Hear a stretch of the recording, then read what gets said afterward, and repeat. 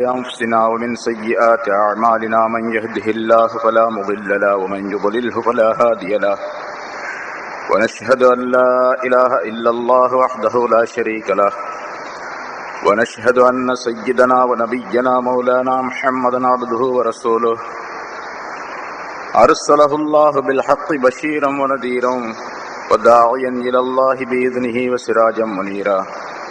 أما بعد فقد قال الله تعالى في كلامه القديم: أعوذ بالله من الشيطان الرجيم. بسم الله الرحمن الرحيم.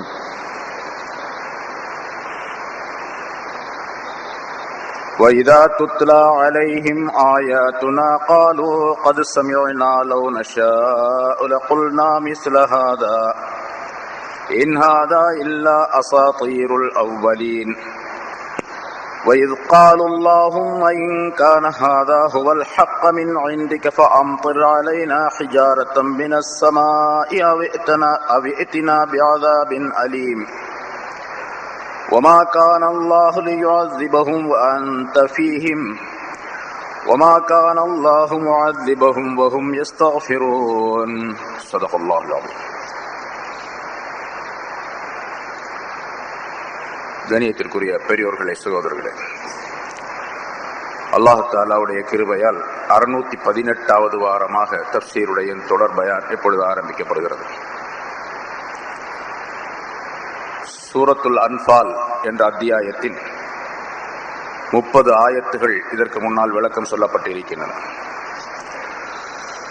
முன்னால் சொல்லப்பட்ட ஆயத்தில் ரசூலுல்லாஹி ஸல்லல்லாஹு அலைஹி வஸல்லம் அவர்கள் மக்காவிலிருந்து மதீனாவுக்கு ஹிஜ்ரத்து சென்றது சம்பந்தமாக அல்லாஹ் தஆலா சொல்லிய ஒரு ஆயத்து விளக்கம் குறிப்பிடப்பட்டது.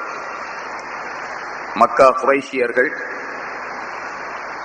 ரசூலுல்லாஹி ஸல்லல்லாஹு அலைஹி வஸல்லம் அவர்களுடைய பிரச்சாரத்தை ஒடுக்கிவிட வேண்டும், இல்லாமலாக்கிவிட வேண்டும் என்பதற்காக வேண்டி பல்வேறு முயற்சிகள் எடுத்துக்கொண்டார்கள். அது முடியாமல் போகவே கடைசியாக 3 திட்டங்களை அவர்கள் கொண்டு வந்தார்கள். ஒன்று, நபி அவர்களை ஒரு வீட்டிற்குள் வைத்து பூட்டி விடுவது, வீட்டு காவலிலே வைத்து விடுவது, அல்லது நாடு கடத்தி விடுவது, அல்லது அவரை கொலை செய்து விடுவது. இந்த 3 திட்டங்களை வகுத்தார்கள். கடைசியாக அபூ ஜஹல் சொன்னபடி ரசூலுல்லாஹி ஸல்லல்லாஹு அலைஹி வஸல்லம் அவர்களை கொலை செய்துவிட வேண்டும் என்பதாக முடிவு செய்து ஒவ்வொரு கபீலா, ஒவ்வொரு கூட்டத்தாரிடத்திலிருந்து ஒரு மனிதரை, ஒரு வாலிபரை தேர்ந்தெடுத்து அனைவரும் சேர்ந்து அதை செய்ய வேண்டும் என்பதாக முடிவெடுத்தார்கள். ஆனால் அல்லாஹ் தஆலா ரசூலுல்லாஹி ஸல்லல்லாஹு அலைஹி வஸல்லம் அவர்களுக்கு ஜிப்ரீல் அலைஹிஸ்ஸலாம் மூலமாக இரவிலே தங்கி இருக்கக்கூடிய அந்த வீட்டுக்கு செய்தியை அனுப்பிவிட்டான், உடனே புறப்பட வேண்டும் என்பதாக. அந்த விஷயங்கள், விவரங்கள் சொல்லப்பட்டன. 3 திட்டங்களை கொண்டு வந்து அவர்கள் தங்களுடைய கருத்தை நிறைவேற்றிய பொழுது நஜிது தேசத்தில் இருந்து ஒரு பெரியவர் வந்ததாகவும் சொல்லப்பட்டது. அவர் வேறு யாரும் அல்ல, ஷைத்தான் தான். ஷைத்தான் ஒரு பெரியாருடைய வேஷத்தில் வந்து அவர்களுக்கு இந்த ஆலோசனையை வழங்கினான். அபூ ஜஹல் சொன்ன அந்த விஷயம் மிகச் சரியானது என்பதாக ஆமோதித்தான். அதை அனைவருமே ஏற்றுக்கொண்டார்கள் என்ற விவரம் முன்னால் உள்ள ஆயத்திற்கு சொல்லப்பட்டது. அல்லாஹ் தஆலா அவர்களை, ரசூலுல்லாஹி ஸல்லல்லாஹு அலைஹி வஸல்லம் அவர்களை அங்கிருந்து வெளியேறச் செய்து மதீனாவுக்கு கொண்டு போய் சேர்த்தான். அடுத்த ஆயத்தில் அல்லாஹ் தஆலா சொல்லுகின்றான், மக்கா குறைஷியர்கள் இன்னும் எப்படிப்பட்ட மனப்பான்மை கொண்டவர்களாக இருந்தார்கள் என்று சொன்னால், இவர் சொல்லுகிற மாதிரி குர்ஆனுடைய வசனங்கள் அல்லாஹ்வின் புறத்திலிருந்து வருகின்றன என்று சொல்லுகிறார் அல்லவா, இதே போன்று நாங்கள் நினைத்தாலும் எங்களாலும் சொல்ல முடியும் என்பதாக சொன்னார்கள். அல்லாஹ் சொல்லுகின்றான், வைதா துத்லா அலைஹிம் ஆயாத்துனா,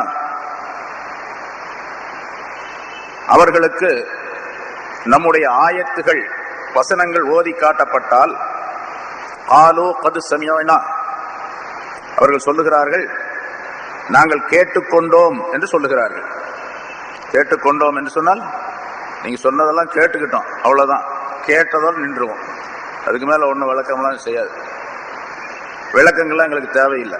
அதாவது விளக்கம் எதையும் நாங்கள் எடுத்துக்கொள்ள மாட்டோம், அமல் செய்ய மாட்டோம், சொன்னதை கேட்டுட்டு போயிடுவோம். ஆனாலும் லவ் நஷாஉ லகுல்னா மிஸ்ல ஹாதா, நாங்கள் விரும்பினால், நாங்கள் நாடினால் இதே போன்று எங்களாலும் சொல்ல முடியும், குர்ஆன் மாதிரியே எங்களாலும் சொல்ல முடியும் அப்படின்னு சொல்லிட்டு, இன்ஹாதா இல்லா அசாதீருல் அவ்வலீன், இது முன்னோர்களுடைய கட்டுக்கதைகளை தவிர வேறு கிடையாது என்பதாகவும் சொன்னார்கள். குர்ஆனுடைய ரசூலுல்லாஹி ஸல்லல்லாஹு அலைஹி வஸல்லம் சொல்லக்கூடிய இந்த வசனங்கள் எல்லாம் முன்னோர்கள் கட்டிவிட்ட கதைகள், அது மாதிரி எங்களாலும் கதை சொல்ல முடியும் என்பதாக சொன்னார்கள். இது பொதுவாக பன்மையாக இந்த இடத்துல வாசகங்கள் வந்தாலும் கூட, குறிப்பாக ஒரு மனிதன் விஷயமாக, குறைஷியர்களிலே ஒரு மனிதன் விஷயமாக இது அருளப்பட்டது. அந்நவ்ர் இப்னுல் ஹாரிஸ் என்று ஒரு மனிதன். அவன் கொஞ்சம் விபரம் உள்ள ஆள். விபரம் உள்ள ஆளுக்கு தான் இந்த மாதிரி குறுக்கு புத்திலாம் வரும். விபரமான ஆள், அவன் கொஞ்சம் அறிவாளியான ஆள். அவன் அடிக்கடி வெளிநாட்டுக்கு போவான். பாரசீக நாட்டுக்கு வியாபாரத்தின் காரணமாக அந்த பகுதியில் உள்ள பல இடங்களுக்கு போவான். அங்க இருக்கக்கூடிய அந்த கதைகள் நிறைய இருக்கும். உதாரணமா, முன்னால் பண்டைய நாட்டு அரசர்களுடைய கதைகள் எல்லாம் நிறைய விற்பனை செய்யப்படும். அந்த புஸ்தகங்களை எல்லாம் வாங்கி படிச்சு நிறைய கதைகளை தெரிஞ்சு வச்சிருந்தான். அதுல குறிப்பாக கலீலா திம்னா என்ற ஒரு கதை புஸ்தகம். அது இந்த 1001 கதைகள் வருது, அரபு நாட்டு கதைகள், அது மாதிரி உள்ள கதை. கிஸ்ரா கைசர், பாரசீக நாட்டு மன்னர்கள், ரோமாபுரி மன்னர், இவர்களுடைய கதைகள் எல்லாம் நிறைய தெரிந்து வைத்திருந்தான் அவன். ரசூலுல்லாஹி ஸல்லல்லாஹு அலைஹி வஸல்லம் தங்களுக்கு வஹி வந்திருக்கின்றது என்பதாக சொன்னால் இவன் என்ன செய்வான்னு சொன்னா, அவர்கிட்ட எங்க போறீங்க, இங்க வாங்க, நான் அருமையான கதையெல்லாம் சொல்றேன் அப்படின்னு ஒரு மேடையை போட்டு ஒரு இடத்துல கடத்தெருவில் உட்கார்ந்து எல்லாத்தையும் கூப்பிட்டு கதை சொல்ல ஆரம்பிச்சிடுவான். அந்த கலீல் ஜிம்னா அப்படிங்கிற கதையெல்லாம் ரொம்ப மந்திர கதை மாதிரி அப்படி அழகா பார்க்கறது, கேட்கறதுக்கு ரொம்ப இனிமையா இருக்கும். கதை சொன்னா பொதுவாக இனிமையா தானே இருக்கும். அந்த மாதிரி கதைகள்லாம் சொல்ல ஆரம்பிச்சான். இது அடிக்கடி நிகழ்ந்து கொண்டு இருந்தது. ஆனா அல்லாஹ் தஆலா இங்கே பன்மையாக சொல்லுகின்றான். அவன் ஒருத்தன் தான் செஞ்சான், ஆனா எல்லாரும் அதற்கு ஒத்துழைப்பு கொடுத்தார்கள். அதனால அல்லாஹ் தஆலா பன்மையாக சொல்லுகின்றான். காலு அது சமியானா, ஆயத்து ஓதி காட்டப்பட்டால் நாங்கள் கேட்டுக்கொண்டோம் என்று சொல்லிவிட்டு, லவ் நஷாஉ லகுல்னா மிஸ்ல ஹாதா, நாங்கள் நாடினால் இதை போன்று நாங்களும் சொல்ல முடியும், இன்ஹாதா இல்லா அஸ்ஸாதீருல் அவ்வலீன். இப்ப நான் சொல்ற மாதிரி அந்த கலீலா திம்னாவுடைய கதையா, கிஸ்ரா கைசருடைய கதையை போன்றுதான் அவரும் கதை சொல்லிட்டு இருக்கிறாரு. இது முன்னோருடைய கட்டுக்கதையை தவிர வேற எதுவும் கிடையாது, கற்பனை கதைகள் தான் அப்படின்னு சொல்லிட்டு இருந்தான் நவ்ர் இப்னு ஹாரிஸ் என்பவர்.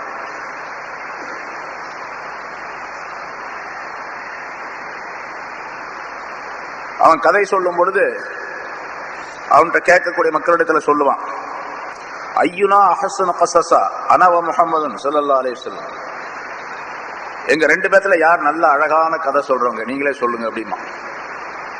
நான் கதை சொல்றேன், அவரும் கதை சொல்றாரு, முஹம்மது ஸல்லல்லாஹு அலைஹி வஸல்லம். எங்க ரெண்டு பேத்துல நல்ல அழகான கதை சொல்லுபவர் யார் அப்படின்னு கேட்டு இப்படி எல்லாம் சொல்லி மக்களை குழப்பி கொண்டிருந்தான். ரசூலுல்லாஹி ஸல்லல்லாஹு அலைஹி வஸல்லம் அவர்களுக்கு ஹிஜ்ரத் சென்றார்கள். அடுத்த வருஷத்திலேயே பத்ருடைய போர் ஆரம்பமானது. பத்ரு போர்ல இவனும் கலந்து கொண்டான், நவ்ர் இப்னு ஹாரிஸ் என்பவன் கலந்து கொண்டான். கைது செய்யப்பட்ட 70 நபர்களில் ஒருவனாக இருந்தான் அவன். 70 நபர்களில் ஒருவன் நவ்ர். ரசூலுல்லாஹி ஸல்லல்லாஹு அலைஹி வஸல்லம் அவர்கள் அந்த நவ்ர் இப்னு ஹாரிஸ் என்பவனுடைய கழுத்தை துண்டித்து விடுங்கள் என்பதாக உத்தரவிட்டார்கள். அதே மாதிரி அவன் கொண்டு வரப்பட்டான். ரசூலுல்லாஹி ஸல்லல்லாஹு அலைஹி வஸல்லம் அவருடைய சமூகத்தில் முன்னால் வைத்து அவனுடைய கழுத்து துண்டிக்கப்பட்டது. ஏன்னா அல்லாஹ் தஆலாவுடைய உத்தரவு, ரசூல் ஸல்லல்லாஹு அலைஹி வஸல்லம் செயலாற்றினார்கள். அதுக்கு காரணம் இதுதான். இஸ்லாத்தையும் அல்லாஹ் தஆலாவுடைய வேதத்தையும் அல்லாஹுடைய நபியையும் அவன் உதாசீனம் செய்து பரிகாசம் செய்து கொண்டிருந்த காரணத்தினால் அவனுக்கு இந்த தண்டனை கொடுக்கப்பட்டது. ரசூலுல்லாஹி ஸல்லல்லாஹு அலைஹி வஸல்லம் முன்னிலையிலே அவன் கத்ல் செய்யப்பட்டான், கொலை செய்யப்பட்டான். இதுல ஒரு படிப்பினை நமக்கு இருக்கின்றது. அல்லாஹ் சொல்லிய சட்டங்கள், ஆயத்துகள், அதை மதிக்க வேண்டும். அவன் அனுப்பிய குர்ஆன், அதை மதித்து அதன்படி செயலாற்ற வேண்டும். அவனால் அனுப்பப்பட்ட ரசூல் ஸல்லல்லாஹு அலைஹி வஸல்லம் அவர்களை மதிப்பும் மரியாதையும் கொடுக்க வேண்டும். எந்த அளவுக்கு நம்மால் முடியுமோ அந்த அளவுக்கு மிக அதிகமான கண்ணியம் கொடுக்க வேண்டும். வஅஸ்ஸரூஹு வவக்கரூஹு என்று அல்லாஹ் தஆலா சொல்றார். ரசூல்லா அந்த ரசூலை கண்ணியப்படுத்துவார்கள், அவர்கள் மரியாதைக்குரியவர்களாக அவர்களை கருதுவார்கள், கண்ணியமுடையவர்களாக ஆக்கிக் கொள்வார்கள் என்றெல்லாம் அல்லாஹ் ரசூலுல்லாஹி ஸல்லல்லாஹு அலைஹி வஸல்லம் சிறப்பை பற்றி சொல்லுகிறார். ஏராளமான ஆயத்துகள் இருக்கின்றன. அது மாதிரி ரசூலுல்லாஹி ஸல்லல்லாஹு அலைஹி வஸல்லத்தை கண்ணியப்படுத்தணும். கண்ணியப்படுத்துவதுடைய அடையாளம் என்னவென்று சொன்னால், ஸல்லல்லாஹு அலைஹி வஸல்லம் எந்த விஷயங்களை எல்லாம் சொன்னார்களோ அந்த விஷயங்களை எல்லாம் செயல்படுத்த வேண்டும். அதுதான் கண்ணியம் கொடுக்கறதுன்னு அர்த்தம். ஒருத்தருக்கு கண்ணியம் மரியாதை கொடுக்கறதுன்னா அர்த்தம் என்ன? ஒரு தந்தைக்கு மகன் கண்ணியம் கொடுக்கின்றான் அப்படின்னு சொன்னா என்ன அர்த்தம்? தந்தை சொல்லுவதை மகன் கேட்க வேண்டும், பிள்ளைகள் கேட்க வேண்டும். அவன் கேட்கறதே இல்லை, எங்க அத்தா மேல எனக்கு ரொம்ப பாசங்க அப்படின்னு சொல்றான், அவன் பொய் சொல்றான்னு அர்த்தம். அது மாதிரி இருக்கக்கூடாது என்பதையும் அல்லாஹ் தஆலா இங்கே தெரியப்படுத்துகின்றான். இப்ப அவனுக்கு உலகத்திலேயே தண்டனை கொடுக்கப்பட்டது, ஆகிரத்திலும் தண்டனை உண்டு, நரக தண்டனை அவனுக்கு. அந்த தண்டனை அவன் கத்தல் செய்யப்பட்டான் பல பேருக்கு முன்னிலையிலே.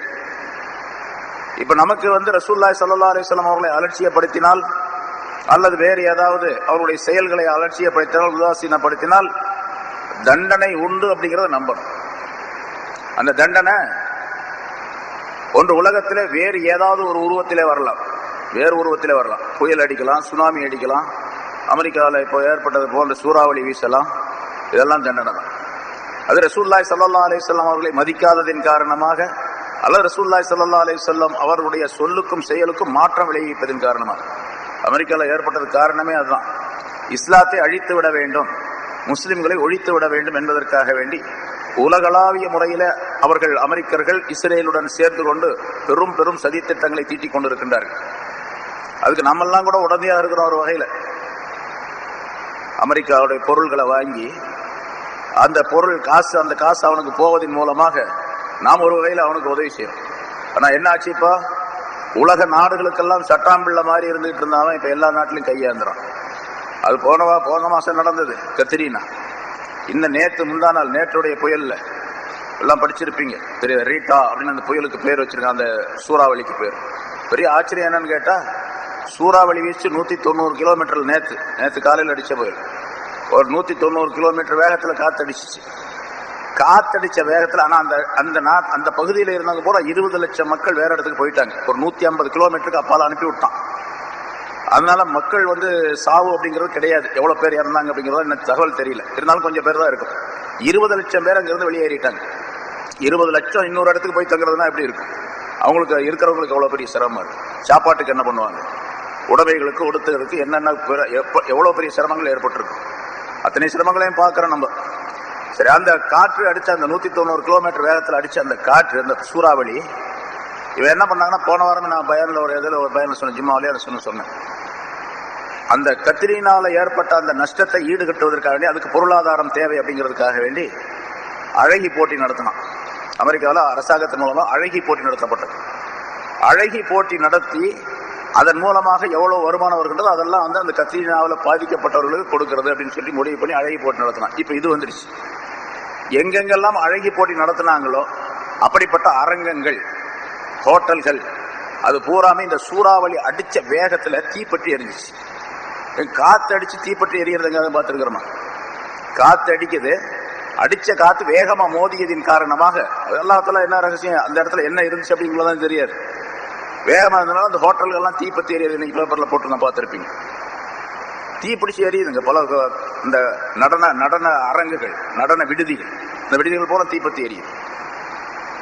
இவர் உட்கார்ந்து பார்த்துட்டு இருக்காரு. போட்டோல பாக்குறோம், இந்த புஷ் பாக்குறாரு. எங்கிருந்து பார்த்தாருன்னா, அந்த ரீட்டா என்ற அந்த புயல், அந்த சூறாவளி வீழ்ச்சி இடத்துக்கு இவர் உட்கார்ந்து பாக்குறதுக்கு இடையில 1600 கிலோமீட்டர் தூரத்தில் உட்கார்ந்து பாக்குறாரு. அவ்வளவு பயம். பக்கத்துல போனா அவரையும் பிடிச்சிக்கோங்க. 1600 கிலோமீட்டருக்கு இந்த பக்கம் உட்கார்ந்து இந்த வீடியோ கான்பரன்ஸ் சொல்றாங்களா, அந்த மாதிரி ஒரு நிகழ்ச்சியை வச்சு ஒரு இதை வச்சு பாக்குறாங்க. பேப்பர்ல இன்னைக்கு பார்த்தேன். இது அல்லாஹுவையும் ரசூலையும் அவனுடைய வேதத்தையும் அலட்சியம் உதாசீனம் செய்வதன் காரணமாக அதற்கு ஊறு விளைவிக்க வேண்டும், கேடு விளைவிக்க வேண்டும், அதை இல்லாமலாக்க வேண்டும் என்று யார் நினைத்தாலும் அவர்களுக்கு இந்த தண்டனை உலகத்தில் உண்டு. பிறகு ஆசிரியத்தில் உள்ளது வேறு, அது பெருசு. இது மாதிரி முஸ்லிம்களிலும் அப்படித்தான். யாராவது அதற்கு ஒத்துழைத்தால், அல்லாஹ்வுடைய சொல்லை கேட்காவிட்டால் அல்லது அலட்சியப்படுத்தினால், அதே மாதிரி ரசூல் ஸல்லல்லாஹு அலைஹி வஸல்லம் அவர்களுக்கு மதிப்பு தராவிட்டால், அவர்களை மரியாதை குறைவாக எண்ணினால், நினைச்சாலே வந்துடும் தண்டனை. ரசூலுல்லாஹி ஸல்லல்லாஹு அலைஹி வஸல்லம். நீங்க நம்மாலே சொல்றான், சில பேர் நம்ம பார்க்கிறோம், அமெரிக்கர்களுக்கோ இஸ்ரேலுக்கோ கையாளாக இருந்து கொண்டு சொல்றான். இந்த மாசம் பத்திரிகையில் நான் சும்மா உங்களுக்கு சொல்லி காட்டினேன். உங்களுக்கு அது சஹாபாக்கள்லாம் மதிக்க வேண்டிய அவசியமே இல்லை, அவங்களும் பாவம் செஞ்சவங்க தான். அதனால அவர்களை அவங்க சொல்றதை எடுத்துக்கணும்னு அவசியமே இல்லை. உமர் ரலியல்லாஹு குர்ஆனே தெரியல அப்படின்னு எழுதியிருக்கிறான் இந்த மாசம் பத்திரிகையில். உமருக்கு குர்ஆன் தெரியல அப்படின்னு. இப்போ ரசூலுல்லாஹி ஸல்லல்லாஹு அலைஹி வஸல்லம் அவர்களும் கூட தவறு செய்வதை விட்டு அவர் நீங்களே அப்படிங்கிறார். ரசூலுல்லாஹும் தவறு செஞ்சவங்க தான். ரசூலுல்லாஹி ஸல்லல்லாஹு அலைஹி வஸல்லம் அவர்களை இவ்வளவு ஓவராக மிக அதிகமாக மதிக்க வேண்டிய அவசியம் இல்லை அப்படின்னு சொல்றான். ரசூலுல்லாஹி ஸல்லல்லாஹு அலைஹி வஸல்லம் அவர்களை அல்லாஹ் தஆலா கண்டிப்பதின் காரணமாக அவர்களும் சாதாரண மனிதரை போன்றவர் தான் அப்படின்னு சொல்றான். ரசூலுல்லாஹி ஸல்லல்லாஹு அலைஹி வஸல்லம் அவர்களும் கூட சில நேரங்களிலே சருகுதல் ஏற்பட்டு இருக்கின்றது. அதன் காரணமாக சஹாபாக்களும் கூட சருகுதலுக்கு உள்ளாகி விட்டார்கள். அதனால ரசூலுல்லாஹி ஸல்லல்லாஹு அலைஹி வஸல்லம் அவர்களுக்கும் சஹாபாக்களை பக்குவப்படுத்தக்கூடிய பக்குவம் அவர்களுக்கு ஏற்படவில்லை அப்படின்னு. எவ்வளவு கொடுமையான விஷயம். சாதாரணமான படிச்சுக்கிட்டு மக்களாவும் பின்னால ஒரு கூட்டம் போயிட்டு இருக்குது. அதை பார்த்துட்டு பேசாம இருக்கக்கூடிய கூட்டங்களும் இருக்கிறாங்க, ஆலிம்சாக்களும் இருக்கிறாங்க. ஒன்னும் சொல்றதுல பார்த்துட்டு பேசாம இருக்கிறாங்க. ரசூலுல்லாஹி ஸல்லல்லாஹு அலைஹி வஸல்லம் அவர்களுக்கு மனதை பக்குவப்படுத்தக்கூடிய தன்மை இல்லை அப்படி அல்லாஹ் சொல்றான். ரசூலே உங்களை அனுப்பியதே எதுக்குன்னு கேட்டா, யத்லூ அலைஹிம் ஆயாத்திஹி வ யுஸக்கீஹிம் வ யுஅல்லிமுஹுல் கிதாப வல் ஹிக்மா என்று அல்லாஹ் தஆலா சொல்ல 4 பாயிண்ட்களை சொல்லுகின்றான். குர்ஆனை ஓதி காட்டுறது, ஹிக்மத் என்ற ஞானத்தை கொடுக்கிறது, வேதத்தை சொல்லி காட்டுவது, வேதத்துடைய ஞானங்களை சொல்லுவது, எல்லாத்துக்கும் மேலாக தஸ்கியத் வ யுஸக்கீஹிம் அவர் அவர்களை பரிசுத்தப்படுத்துவார். ரசூலுல்லாஹி ஸல்லல்லாஹு அலைஹி வஸல்லம் பரிசுத்தம் அப்படிங்கிறது கல்பை சேர்ந்ததுங்க. தஸ்கியத் அப்படிங்கிறது தஸ்கியத்துல் நஃப்ஸ், தஸ்கியத்துல் கல்ப், கல்பை பக்குவப்படுத்துவதற்காக தான் உம்மை நபியாக அனுப்பி இருக்கணும் அல்லாஹ் சொல்றான். இவன் சொல்றான் கல்பை பக்குவப்படுத்தக்கூடிய பக்குவம் ரசூலுல்லாஹ்வுக்கே கிடையாது அப்படிங்கிற. எவ்வளவு பெரிய கொடுமையான விஷயம். இப்போ இங்க வந்து கத்திரினாவோ அல்ல வேறு புயலோ வர்றதுல ஆச்சரியம் ஒன்றும் கிடையாது. அந்த மாதிரி இருந்துகிட்டு இருந்தான். அவனை நம்ம கண்டிக்கலைன்னா எல்லாத்துக்கும் சேர்ந்து அந்த தண்டனை வரும். முன்னால் நிறைய ஆயத்துக்கள் சொல்லியிருக்கிறோம். தப்பு செய்யக்கூடிய இடத்துல தப்பை கண்டிக்கணும். கண்டிக்கலை அப்படின்னு சொன்னா நல்லவர்களுக்கும் சேர்த்து தான் தண்டனை வரும். தண்டனை வரும்போது தனியா அவருக்கு மட்டும் வராது, எல்லாத்துக்கும் சேர்த்து தான் வரும். இவங்க சொன்னாவன் நாங்கள் விரும்பினால் அப்படி சொல்லுவோம் அப்படின்னு சொல்லிட்டு சொன்னா அவனுக்கு இந்த தண்டனை. அடுத்தும் அல்லாஹ் தஆலா சொல்லுகின்றான், அந்த மக்காவாசிகள் சொன்ன ஒரு செய்தி. இது காலு அவர்கள் சொல்லிய நேரத்தை நினைவு கூர்ந்து பாருங்கள்.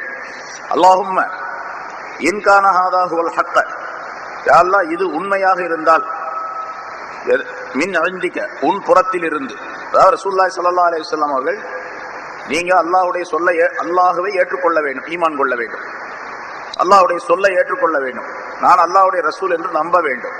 அப்படி இல்லாவிட்டால் முன்னோர்களுக்கு என்ன தண்டனை ஏற்பட்டதோ அந்த தண்டனை உங்களுக்கு வரும் என்று எச்சரிக்கை செய்தார். அது ரசூல் அல்லாஹ் தஆலா குர்ஆன்ல பல இடங்களில் சொன்ன அந்த ஆயத்துக்களை சொல்லி சொல்லி காட்டினார்கள். உங்களுக்கும் அதே மாதிரி அழிவு வரும், நீங்கள் அனைவரும் அழிக்கப்படுவீர்கள் அப்படின்லாம் சொன்னாங்க.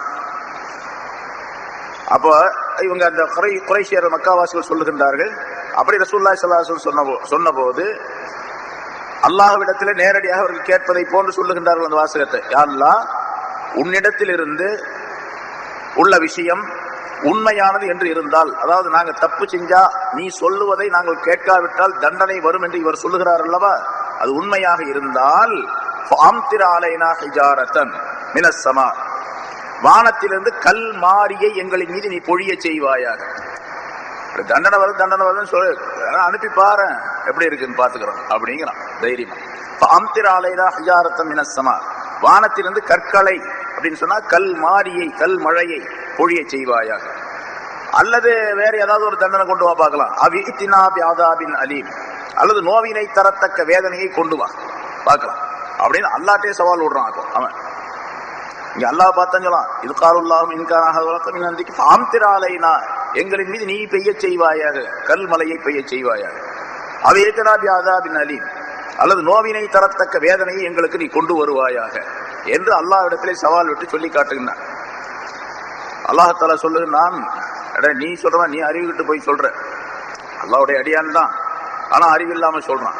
நான் அந்த மாதிரி செய்ய முடியாது, நான் ஹாலிக், உங்களை எல்லாம் படைத்தவன், அதனால உங்களுக்கு நீங்க தப்பு செஞ்சாலும் கூட சில பாதுகாப்பான உங்களுக்கு தப்புக்கு தண்டனையை கொடுக்காமல் சில பாதுகாப்பு நிலைகளை நான் ஏற்படுத்தி வச்சிருக்கிறேன் என்று அல்லாஹ் தஆலா மனிதர்களுக்கு கொடுக்கப்பட்ட 2 விதமான பாதுகாப்புகளை பற்றி அடுத்த ஆயத்தில் அல்லாஹ் தஆலா சொல்லுகின்றார்.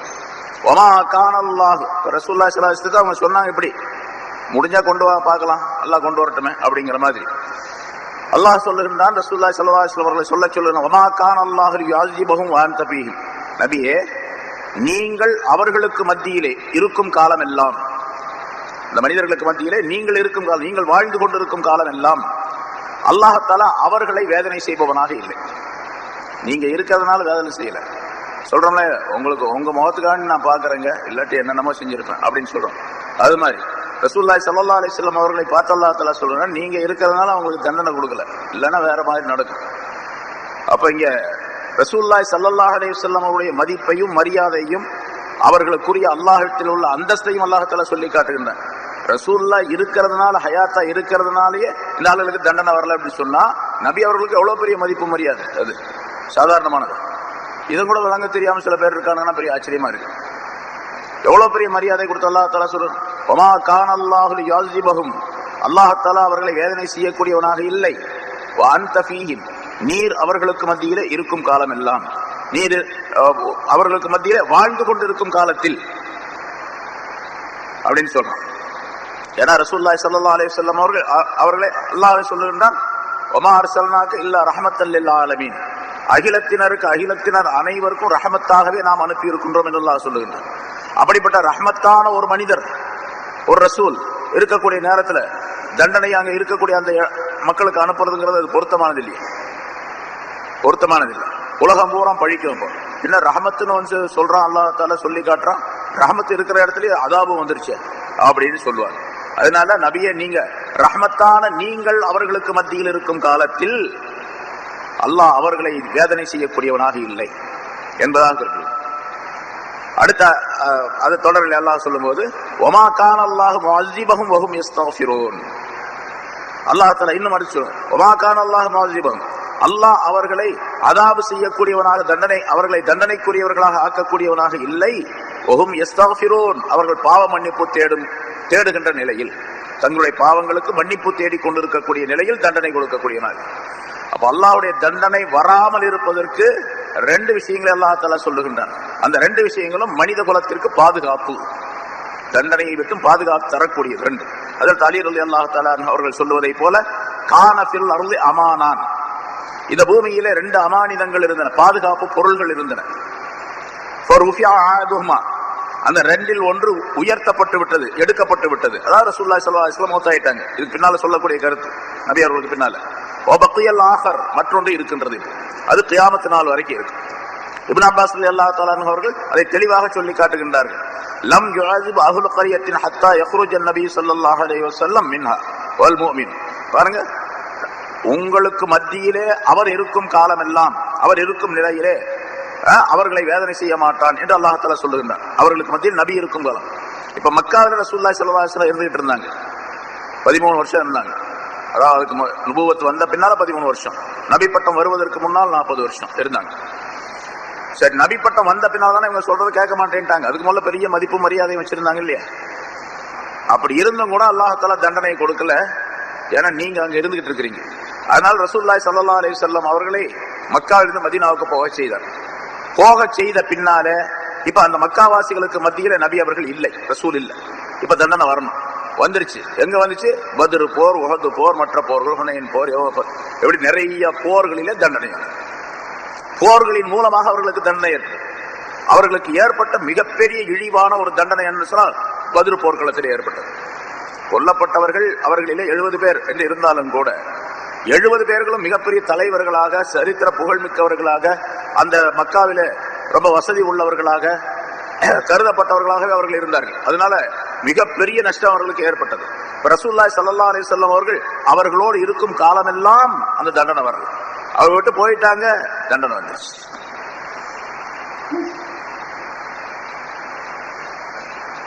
ஸல்லல்லாஹு அலைஹி வஸல்லம் சொல்லுகின்றார்கள், அதே இது குஃபார்களுக்கு அல்லாஹ் தஆலா சொல்லுகின்றான். ஆனா அதே நிலையில நமக்கும் அப்படித்தான். ரசூலுல்லாஹி ஸல்லல்லாஹு அலைஹி வஸல்லம் அவர்கள் இப்ப இல்ல. ஒரு ஹதீஸ்ல ரசூலுல்லாஹி ஸல்லல்லாஹு அலைஹி வஸல்லம் அவர்கள் சொல்லுகின்றார்கள்,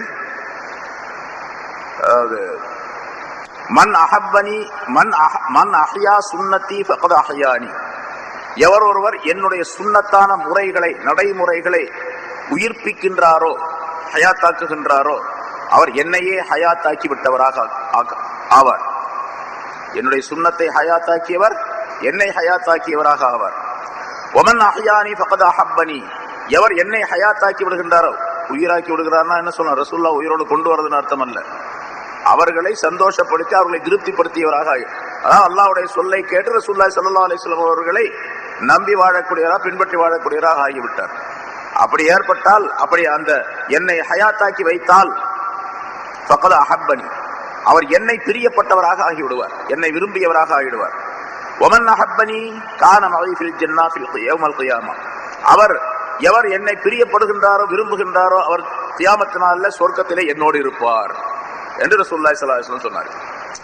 ரசூலுல்லாஹி ஸல்லல்லாஹு அலைஹி வஸல்லத்துடைய சுன்னத்தான நடைமுறைகள், சாப்பிடுறது, குடிக்கிறது, தூங்குறது, எச்சில் துப்புறது, நகம் வெட்டுறது, முடி வெட்டுறது, சீவறது, எண்ணெய் தேய்க்கிறது, சீவறது, எண்ணெய் தேய்க்கிறது இப்படித்தான், சீவறது இப்படித்தான் என்னெல்லாம் ரசூலுல்லாஹி ஸல்லல்லாஹு அலைஹி வஸல்லம் சொல்லி தந்திருக்க. எண்ணெய் தேய்க்கும் பொழுதும் ரசூலுல்லாஹி ஸல்லல்லாஹு அலைஹி வஸல்லத்துடைய நினைவு வர வேண்டும், சீவும் பொழுதும் சீப்பை கையில் எடுத்தா நினைவு வர வேண்டும். ரசூலுல்லாஹி ஸல்லல்லாஹு அலைஹி வஸல்லம் சுன்னத்தை எப்படி அப்படின்னு சுன்னத் தொடர்ந்து செஞ்சுக்கிட்டு இருந்தாலும் நினைவு வரும். செருப்பு போடும் போது, செருப்பு கழற்றும் போது, உட்காரும் போது, எந்திரிக்கும் போது, நடக்கும் போது, படுக்கும் போது, தூங்கும் போது, இருக்கும் போது, வியாபாரம் செய்யும் போது, கொடுக்கல் வாங்க, எந்த நிகழ்ச்சியா ஒரு நாளைக்கு ஆயிரக்கணக்கான நிகழ்ச்சிகளை செய்யும், அத்தனையிலும் ரசூலுல்லாஹி ஸல்லல்லாஹு அலைஹி வஸல்லம் நினைவு வரும். அப்படி வந்து அந்த சுன்னத்தை ஹயாத்தாக்கினால் ரசூலுல்லாஹ் ஹயாத்தாக்கினார். அவர் அப்படி ஹயாத்தாக்கினால் அவர் என்னை விரும்புகின்றார், என்னை விரும்பியவர் என்னோடு இருப்பார், சொர்க்கத்தில் இருப்பார். இன்னொரு ஹதீஸ்ல ஃபுகஹாக்கள் முஃபஸ்ஸிர்கள் எழுதுகின்றார்கள், ஃபைன் ஃபாதத் ஸஹபத்துர் ரசூலி, ரசூலுல்லாஹி ஸல்லல்லாஹு அலைஹி வஸல்லம் அவருடைய ஸஹபத் அவர்களோடு சேர்ந்து இருக்கக்கூடிய அந்த தன்மை, அந்த நிலை மக்காவாசிகளுக்கு கொஞ்ச நாள் கிடைச்சிச்சு, மதீனாவாசிகளுக்கு அதை விட கொஞ்ச நாள் கிடைச்சிச்சு, 9 வருஷம் 10 வருஷம் அதோட அவங்க போயிட்டாங்க. இப்ப ரசூலுல்லாஹி ஸல்லல்லாஹு அலைஹி வஸல்லம் அவர்களோடு சேர்ந்து இருக்கக்கூடிய அந்த நிலை யாருக்குமே கிடைக்காது, அதுக்கு பின்னால் கிடைக்காது, சேர்ந்து இருக்கக்கூடிய நிலை இல்லை. அதனால ரசூல் ஸல்லல்லாஹு அலைஹி வஸல்லம் அவருடைய ஸஹபத், அவர்களோடு சேர்ந்து இருக்கக்கூடிய அந்த தன்மை கிடைக்க பெறாதவர் அவருக்கு ஃபகத் தயஸ்ஸரத் ஸஹபத்து சுன்னத்திஹி, அவர்களுடைய சுன்னத்தான் நடைமுறைகளை சேர்ந்து இருக்கக்கூடிய தன்மை அவர்களுக்கு கொடுக்கப்படுகின்றது, அது லேசாகிவிட்டது. ஸல்லல்லாஹு அலைஹி வஸல்லம் அவருடைய சுன்னத்தை எடுத்து நடந்தால் அவர் ரசூலுல்லாஹி ஸல்லல்லாஹு அலைஹி வஸல்லம் அவர்களோடு இருப்பவரை போன்ற ஆவார் அப்படின்னு கருத்து. வஸஹபத்து மன் அஹப்ப சுன்னத்திஹி, ரசூலுல்லாஹி ஸல்லல்லாஹு அலைஹி வஸல்லம்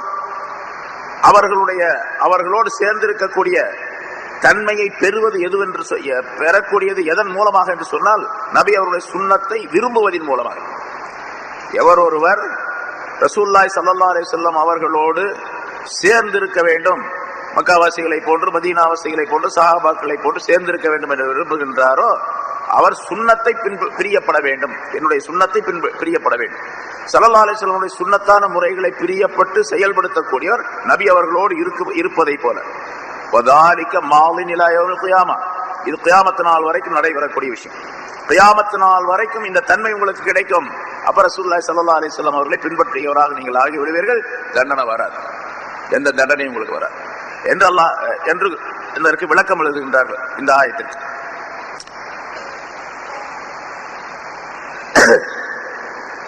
ஒரு ஹதீஸில் இப்படி சொல்லப்படுகின்றது, மன் ஹஃபிஸ சுன்னதி அக்ரமஹுல்லாஹ் பிஅர்பி ஹிஸால், ரசூலுல்லாஹி ஸல்லல்லாஹு அலைஹி வஸல்லம் சொன்னார்கள், எவர் ஒருவர் என்னுடைய சுன்னத்தான் நடைமுறைகளை பேணுதலாக எடுத்து நடக்கின்றாரோ, பேணுதலாக அதை எடுத்து நடக்க வேண்டும், அலட்சியமாகவோ அல்லது ஏனோ தானோ என்றோ இல்லாமல் இஹ்லாஸான முறையிலே விருப்பப்பட்டு அந்த சுன்னத்தான முறைகளை செயல்படுத்த வேண்டும். அப்படி செயல்படுத்தினால் அல்லாஹ் தஆலா 4 விதமான கண்ணியமான தன்மைகளை அவருக்கு ஏற்படுத்துகின்றான். ஒன்று, அல் மஹப்பத் ஃபீ குலூபில் பரரா, நல்லடியார்களுடைய உள்ளங்களிலே இவரை பற்றி உள்ள மதிப்பையும் மரியாதையும் அன்பையும் ஏற்படுத்தி விடுவார். ஒருத்தர் சுன்னத்தான் நடைமுறை எடுத்து நடத்துறாரு அப்படின்னு சொன்னா, நடக்கிறாருன்னு சொன்னா அவரை பற்றி மக்கள், நல்ல மக்கள், பரரா நல்லடியார்கள், அவங்க இவரை பார்த்து பிரியப்படுவாங்க. அது யாரோ எவரோ, இவர் இங்கிருந்து அமெரிக்காவுக்கு போகலாம், லண்டனுக்கு போகலாம், ஆஸ்திரேலியா போகலாம், ஆனா இவரை பார்க்கக்கூடிய நேரத்தில் அவங்க பார்த்து பிரியப்படுவாங்க. ஏன்னா இவருடைய சுன்னத்தான் நடைமுறைகள் ஒரு இடத்தில் இருக்கின்றன. அப்படி நல்லடியாருடைய உள்ளத்திலே ஒரு மஹப்பத்தை, அன்பை அல்லாஹ் தஆலா ஏற்படுத்தி விடுவார். வல் ஹைபத்து ஃபீ குலூபில் ஃபஜரா, பாவங்கள் செய்யக்கூடிய கெட்டவர்களுடைய உள்ளங்களிலே இவரை பற்றி ஒரு ரோப், ஒரு பயத்தை ஏற்படுத்தி விடுவார். ஒரு பார்த்தோன்னே ஒரு விதமான பயம் வரும் அவருக்கு. பாவம் செய்யக்கூடியவராக இருந்தார். நிறைய நம்ம உதாரணத்துல நாட்டில் இருக்கக்கூடிய பல நல்லடியாருடைய விஷயத்துல கண்கூட பார்க்கலாம், ஒருத்தரும் பார்த்திருக்கலாம். கெட்டவர்களுடைய உள்ளத்திலே ஒரு ஹைபத்தை, ஒரு பயத்தை ஏற்படுத்தி விடுவார். மூணாவதாக உணவிலே அவருக்கு விசாலமான தன்மையை ஏற்படுத்தி விடுவார். உணவிலே விசாலமான தன்மை என்று சொன்னால் பசி பட்டினி வறுமை இல்லாமல், யாரிடத்திலும் கையேந்தாமல், கடன் வாங்காமல் வாழக்கூடிய சூழ்நிலை, போதும் என்ற மனம் உடையவராக ஆக்கிடுவார். அவர் எவ்வளவு சம்பாதிக்கிறார் அதை கொண்டு போதும் அப்படிங்கிற நிலை ஏற்பட்டு விடுவார். அப்படிப்பட்ட தன்மைகளை அல்ல. நாலாவதாக வஸ்திகத்து பித்தீன், நபி அவருடைய சுன்னத்தை எடுத்து நடப்பதன் காரணமாக தீனிலே ஒரு உறுதியான மனப்பான்மை ஏற்படுத்தி விடுவார்.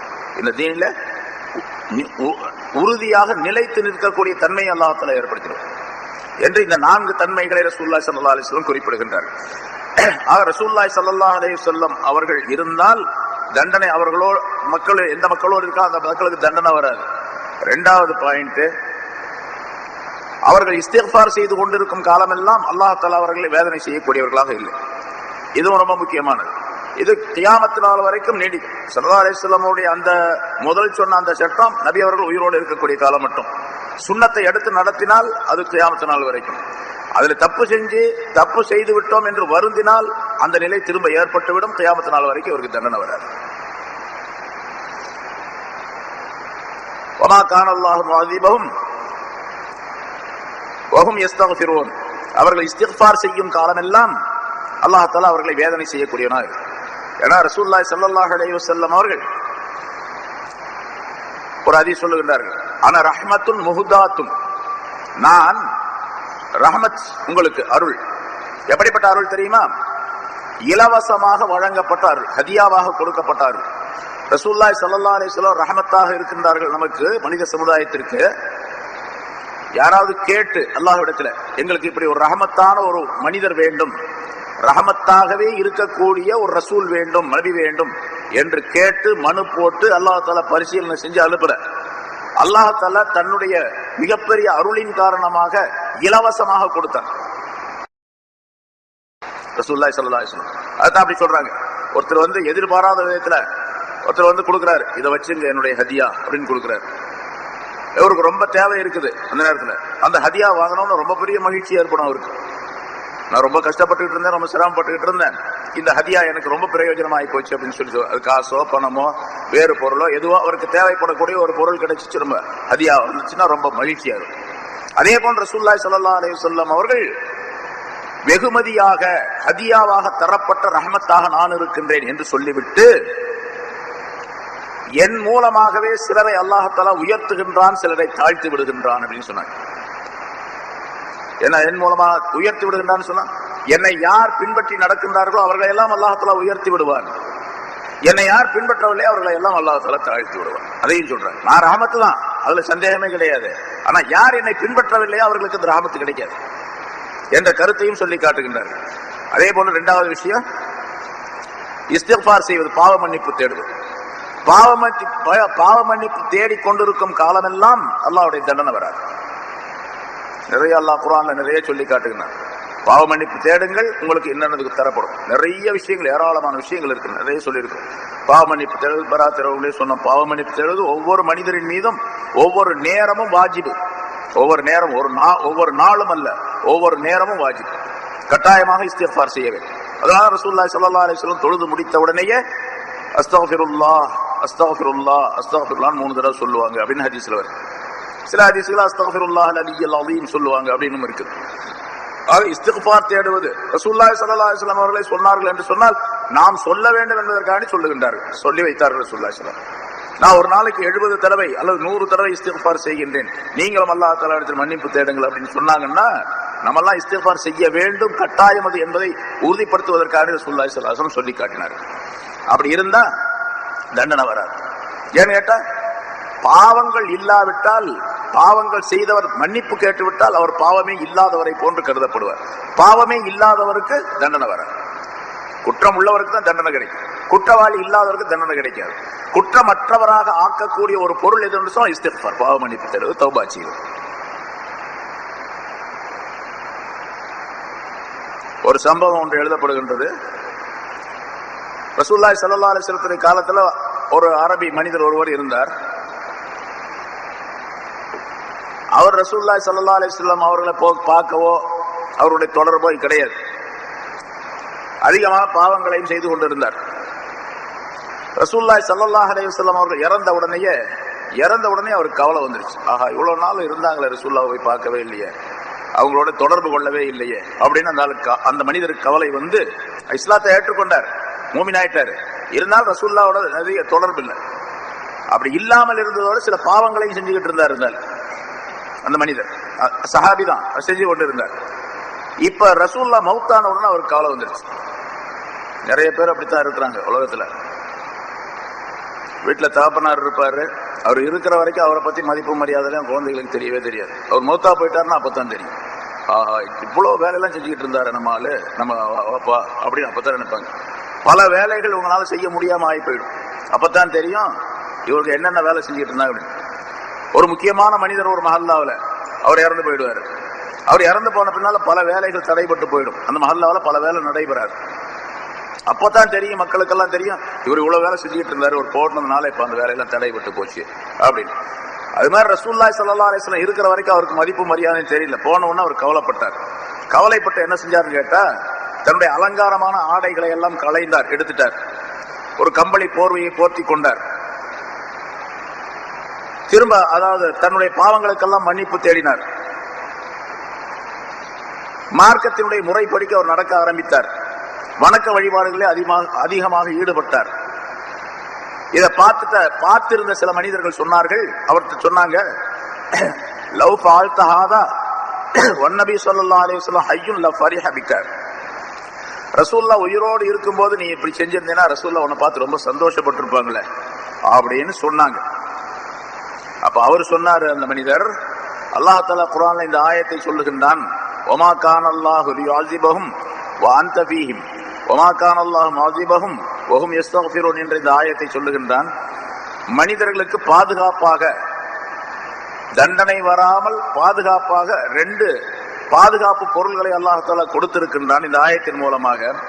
ஒரு பாதுகாப்பு பொருள் போய்விட்டது, இன்னொரு பாதுகாப்பு பொருள் எனக்கு இருக்கின்றது என்பதாக அந்த மனிதர் சொன்னார். மக்கள் எல்லாம் அதை ஒத்துக்கொண்டார்கள் என்பதாக சொல்லப்பட்டிருக்கின்றது. 2 பாதுகாப்புல ரசூலுல்லாஹி ஸல்லல்லாஹு அலைஹி வஸல்லம் இருக்கிறது ஒரு பாதுகாப்பு, இஸ்திக்ஃபார் செய்யறது இன்னொரு பாதுகாப்பு. அது கியாமத் நாள் வரைக்கும் இருக்கும். நமக்கெல்லாம் அந்த பாதுகாப்பு இருக்கு. எல்லா உலக மக்கள் அனைவருக்கும் இருக்கு. ஒரு காபிருக்கும் கூட இருக்குது.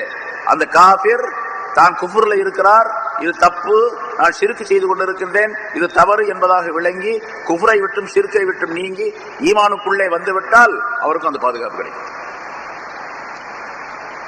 நம்ம தௌபா செய்யறோம், இஸ்திக்ஃபார் செய்யறோம்னா என்ன அர்த்தம்? இனிமேல் பாவங்களே செய்ய மாட்டோம் அப்படின்னு உறுதி எடுத்துக் கொள்வது. ஒரு காஃபிர் இஸ்திக்ஃபார் செய்யறதுன்னு என்ன அர்த்தம்?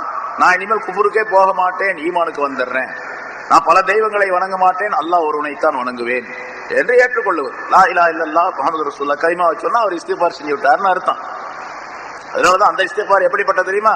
நம்ம செய்யக்கூடிய இஸ்திக்ஃபாரை விட ரொம்ப உயர்ந்தது. நம்ம செய்யக்கூடிய இஸ்திக்ஃபார் நம்ம கூட கொஞ்சம் கொஞ்சம் ஒட்டிக்கிட்டு இருக்கோம். அந்த பாவங்கள் எதை செஞ்சோம் எதை செய்யல அப்படிங்கறதெல்லாம் தெரியாது, எது போச்சு எது போகாதுன்னு தெரியாது. ஒரு காபிரான மனிதர், ஒரு முஷ்ரிக்கான மனிதர் இஸ்லாத்தை ஏற்றுக்கொண்டு கலிமாவை சொல்லி மனப்பூர்வமாக இஸ்லாத்திற்குள்ளே வந்துவிட்டால் ரசூலுல்லாஹி ஸல்லல்லாஹு அலைஹி வஸல்லம் அவர்கள் சொல்லுகின்றார்கள், அவருடைய முன்னால் செய்த எல்லா பாவங்களும் அழிக்கப்பட்டு விட்டன. பெருசு சின்னது, அவர் கொலை செஞ்சது கொலை செய்யாத எத்தனை பாவங்களா இருந்தாலும் சரி எல்லாம். ஏன்னா ஷிர்க்கை விட பெரிய பாவம் கிடையாது. அதனால ஷிர்க்கே மன்னிக்கப்பட்டு போச்சு. இப்ப இவருக்கு 90 வயசு, அவருக்கு ஷிர்க் வைத்துக் கொண்டிருந்தார். 90வது வயசுல கலிமா சொன்னார். இன்னும் தொழுகம் கூட இல்ல, குர்ஆன் ஓதம் கூட இல்ல, அதை படிக்கவும் இல்ல, பார்க்கவும் இல்ல. அடுத்த நேரம் மௌத்தா போயிட்டார், சொர்க்கத்துக்கு போயிடுவார். அப்ப அந்த கலிமாவுடைய வேல்யூஷன் எவ்வளவு அப்படின்னு கேட்டா, எல்லா பாவங்களையும் பரிகரித்து விடுவது என்று சொல்லுகின்றார். சரி, அடுத்து அல்லாஹ் தஆலா மற்றொரு கருத்தை சொல்லுகின்றான், வமாலஹும் அல்லா யுஅஸிபஹுமுல்லாஹு வஹும் யசுத்தூன அனில் மஸ்ஜிதில் ஹராம். இந்த மக்காவாசிகள் என்ன செய்யறான்னு கேட்டா, ஸல்லல்லாஹு அலைஹி வஸல்லம் அங்க மக்காவில் இருக்கும் பொழுது மக்கா அத ஹரம் ஷெரீஃபில் போய் காபாவில் போய் தொழுவதற்கு தடை விதித்தார்கள். நீங்கள்லாம் வந்து இங்க தொழுகக்கூடாது, தொழுகிறதா உங்க வீட்டுக்குள்ள மறைமுகமாக யாருக்கு ஜனங்களுக்கு தெரியாம தான் தொழுதுக்கணும். இதெல்லாம் தொழுகையெல்லாம் பகிரங்கமாக வந்து ஹரம் ஷெரீஃபில் வந்து மஸ்ஜிதுல் ஹராமில் வந்து தொழக்கூடாது என்று தடை விதித்தார்கள். இப்ப அல்லாஹுடைய மஸ்ஜித், அது தன்னுடைய மஸ்ஜித் என்பதாக சொல்லுகிறார். அல்லாஹுடைய அந்த புனிதமான மஸ்ஜிதில மக்கள் தொழுவதற்கு வரக்கூடாது என்று தடை விதிக்கக்கூடிய மனிதன் எவ்வளவு பெரிய குற்றத்திற்குரியவன் என்பதை அல்லாஹ் இந்த இடத்துல சொல்லி காட்டுகிறான். இந்த ஆயத்துல ஒமா லஹும், அவர்களுக்கு எந்த உரிமையும் கிடையாது. அல்லாஹ் யுஅஸிபஹுமுல்லாஹ், அதான் அவர்களுக்கு எந்த பாதுகாப்பும் கிடையாது. அல்லாஹ் யுஅஸிபஹுமுல்லாஹ், அல்லாஹ் அவர்களுக்கு தண்டனையை ஏற்படுத்தாமல் இருப்பதற்கு அவர்களுக்கு எந்த முகாந்திரமும் கிடையாது. தண்டனை ஏற்படுத்துமா? அல்லாஹ் அவர்களுக்கு தண்டனை கொடுக்காமல் இருப்பதற்கு எந்த முகாந்திரமும் கிடையாது. வஹும் யசுத்தூனாலில் மஸ்ஜிதுல் ஹராம், அவர்கள் மஸ்ஜிதுல் ஹராமை விட்டும் மக்களை தடுத்துக் கொண்டிருக்கக்கூடிய நிலை. ரசூலையும் தடுக்கின்றார்கள், மக்களையும் தடுக்கின்றார்கள், தொழ வரக்கூடியவர் தடுக்கின்றார்கள், பிரச்சாரம் செய்யக்கூடியவர்களை தடுக்கின்றார்கள். இப்படியெல்லாம் தடுத்துக் கொண்டிருக்கக்கூடிய நிலையிலே அவர்களுக்கு தண்டனையை கொடுக்காமல் இருப்பதற்கு எந்த முகாந்திரமும் கிடையாது. தண்டனை அல்லாஹ் தஆலா கண்டிப்பாக கொடுக்கும். மஸ்ஜிதுல் ஹராம் தொழுவதற்காக தான், அல்லாஹ்வை தொழுவதற்காக தான் அல்லாஹ் தஆலா ஏற்படுத்தினார்.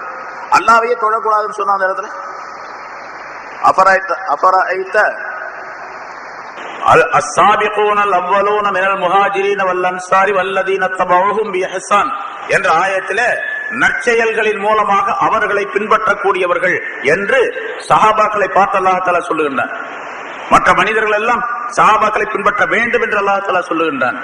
வஅல்ஸமஹும் கலிமத்த தக்வா வகானு அஹக்க பிஹா வஅலஹா, அல்லாஹ் தஆலா சஹாபாக்களுக்கு தக்வா என்ற கலிமாவை கட்டாயமாக்கி வைத்திருந்தான். தக்வா என்பது அவர்களுக்கு கட்டாயமாக இருந்தது. தக்வாவுக்கு உரியவர்களாக இருந்தார்கள் அவர்கள். வகானு அஹக்க பிஹா வஅலஹா, அதற்கு தகுதி படைத்தவர்களாக இருந்தார்கள். தக்வா என்பது எங்கே இருக்கின்றது உலகத்தில் என்று கேட்டால் சஹாபாக்களிடத்தில் இருந்தது.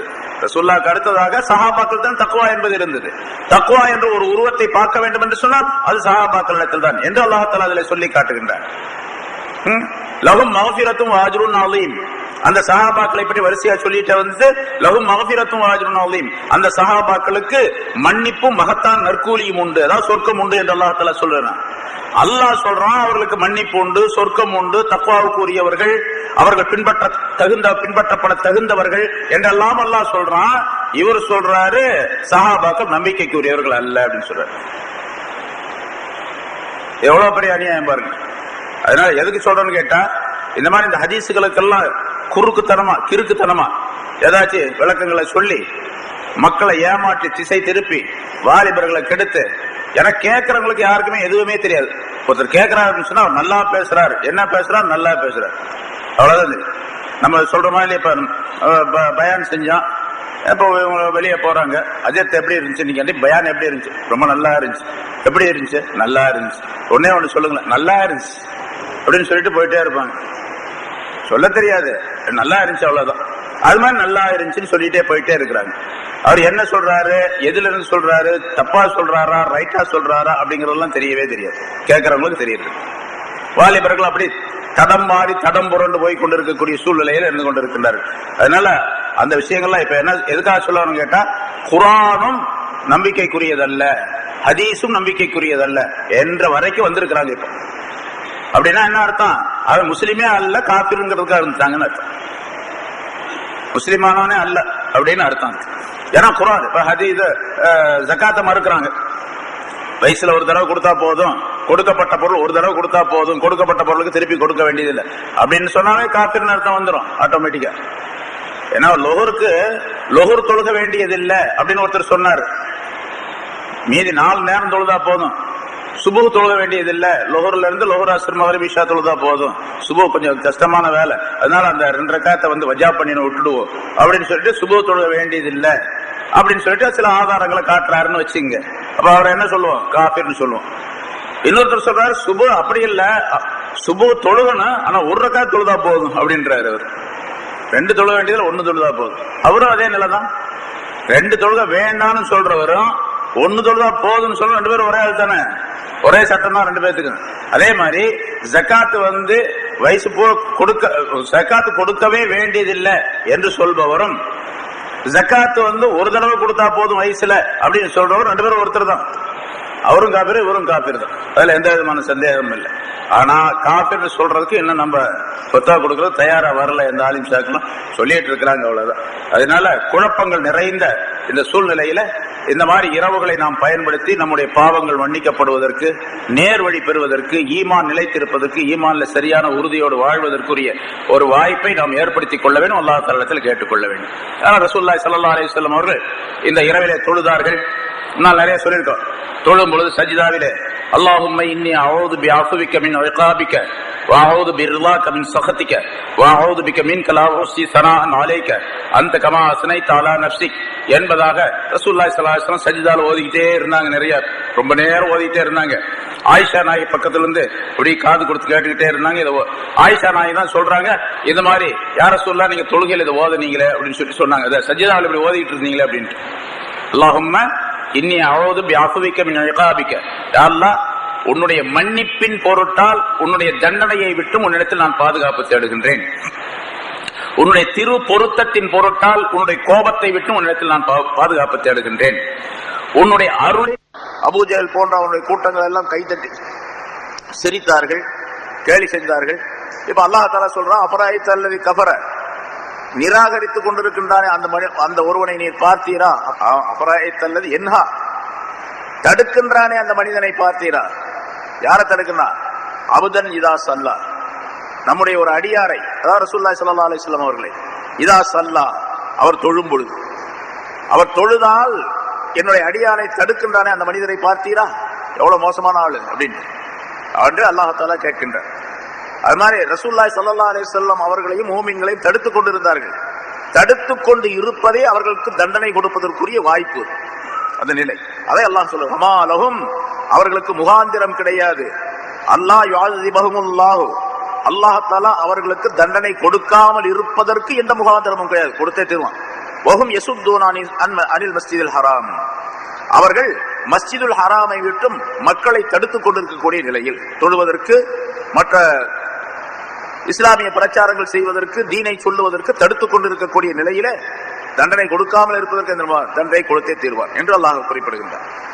ஆனா மேல சொன்னது ரசூலுல்லாஹ் இருக்கிறதுனால தண்டனை வரல அப்படின்னு அர்த்தம். தண்டனைக்கு உரியவர்கள் தான் இவங்க. ஆனா தண்டனை வராமல் இருந்ததுக்கு காரணம் ரசூல் ஸல்லல்லாஹு அலைஹி வஸல்லம் அவர்கள் இருந்தது. இன்னொரு விஷயம் சொல்லப்படுகின்றது, ரசூலுல்லாஹி ஸல்லல்லாஹு அலைஹி வஸல்லம் மக்காவிலிருந்து ஹிஜ்ரத் செஞ்சு மதீனாவுக்கு போயிட்டாங்க. இப்ப நம்ம சொன்னோம், மதீனாவுக்கு போன உடனே இந்த மக்காவாசிகளுக்கு தண்டனை வந்துருச்சு. ஏன்னா ரசூலுல்லாஹ் அங்க இல்ல, போயிட்டாங்க, அதனால தண்டனை வந்துச்சு. ஆனா தண்டனை உடனே வரலையா? எப்ப வந்துச்சு? ஹிஜ்ரி 2வது வருஷம் ரமலான் மாசத்துல பத்ரு போர் நேரத்துல பத்ரு போருக்கு தயாரானாங்க, அங்க போனாங்க, அவங்களுக்கு தண்டனை வந்துச்சு. பத்ரு போர் அழிவுக்குரியவனார்கள் 70 பேர் கொல்லப்பட்டார்கள், 70 பேர் சிறை பிடிக்கப்பட்டார்கள் இல்லையா? அப்போ ஒரு 2 வருஷம் வரைக்கும் தண்டனை வரலையா? அது என்ன காரணம்? ரசூலுல்லாஹ் தான் போயிட்டாங்கல்ல, 2 வருஷம் ஆச்சு போய்.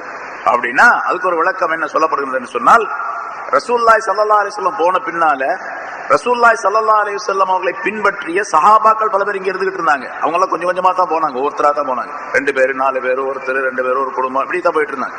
போறவங்க எல்லாம் தங்களுடைய சொத்து சுகம், வீடு, மாடு, மாடு என்ன நினைச்சு எல்லாத்தையும் விட்டுட்டு உடுத்துற துணியோட தான் போயிட்டு இருந்தாங்க. எல்லாருமே யாரும் காசெல்லாம் எடுத்துட்டு போகல, எல்லாம் அப்படி அப்படியே விட்டுட்டு போயிட்டு இருந்தாங்க. முஸஅப் இப்னு உமைர் ரலியல்லாஹு தஆலா மிகப்பெரிய பணக்காரரா இருந்தார் அந்த காலத்துல. இஸ்லாத்தை ஏற்றுக்கொண்ட பின்னால அவங்க வீட்டுல இருந்து துரத்திட்டாங்க, வெறும் உடுத்துற துணி மட்டும்தான் இருந்துச்சு, அதோட போனாங்க என்றெல்லாம் சொல்லப்படுகின்றது.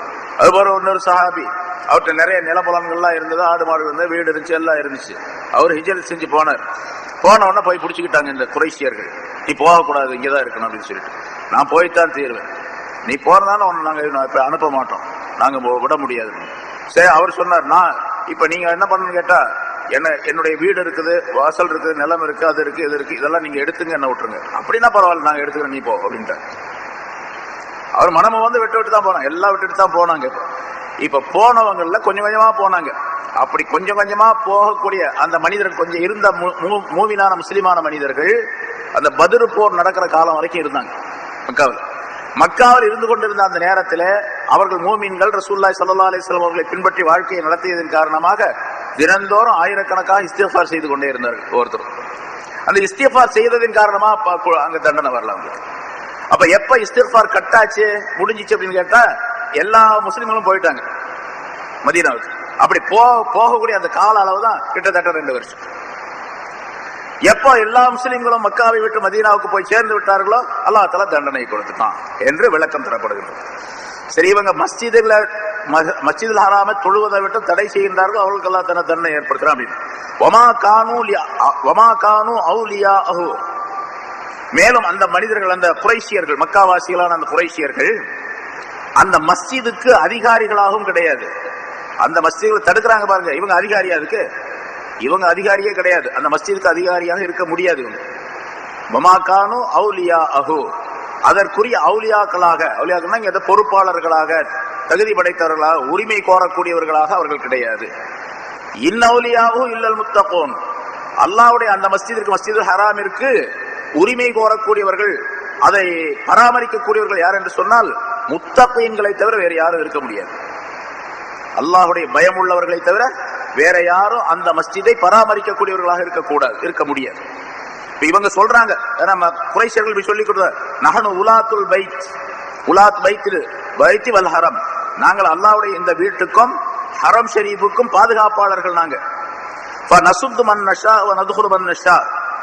நாங்கள் யாரை விரும்புகின்றோமோ அவர்களை உள்ளே விடுவோம், யாரை விரும்பவில்லையோ அவர்களை எல்லாம் வெளியே அனுப்புவோம்.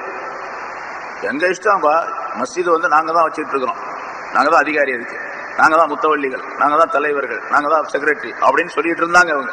உலாத்துல் பைத், இந்த வீட்டினுடைய உரிமையாளர்கள் நாங்க தான், அதனால நாங்க யாரை விரும்புகின்றோமோ அவரை விடுவோம், யாரை விரும்பலையோ அவரெல்லாம் வெளியே அனுப்பிடுவோம் அப்படின்னு சொன்ன அந்த வாசகத்திற்காக அல்லாஹ் தஆலா அப்படி சொன்ன நேரத்தில் இந்த ஆயத்தை இறக்கி வைத்தார். வமா கானு அவுலியா அஹு, இவர்கள் உண்மையிலேயே அதுக்கு அதிகாரிகள் அல்ல. அந்த வீட்டுக்கு, அந்த மஸ்ஜிதுக்கு அதிகாரிகளாக இருக்கக்கூடியவர்கள் எப்படி இருக்க, இன்னவுலியாஹு இல்லல் முத்தகூன், முத்தகீன்களை தவிர வேறு யாரும் அவுலியாவாக வர முடியாது. அதாவது பொறுப்பாளர்களாக, பாதுகாப்பாளர்களாக, கார்டியன்களாக, அதற்கு நிர்வாகிகளாக வர முடியாது. இது வேறொரு இடத்துல அல்லாஹ் தஆலா தெளிவாக சொல்லுகின்றான். இன்னமா யாமுரு மஸாஜிதுல்லாஹி மன் ஆமன பில்லாஹி வல் யௌமில் ஆகிர் வ அகாமஸ் ஸலாத்த வ ஆத்தஸ் ஸகாத்த என்ற ஆயத்தில் 5 விதமான ஷரத்துகளை சொல்லுகின்றான்.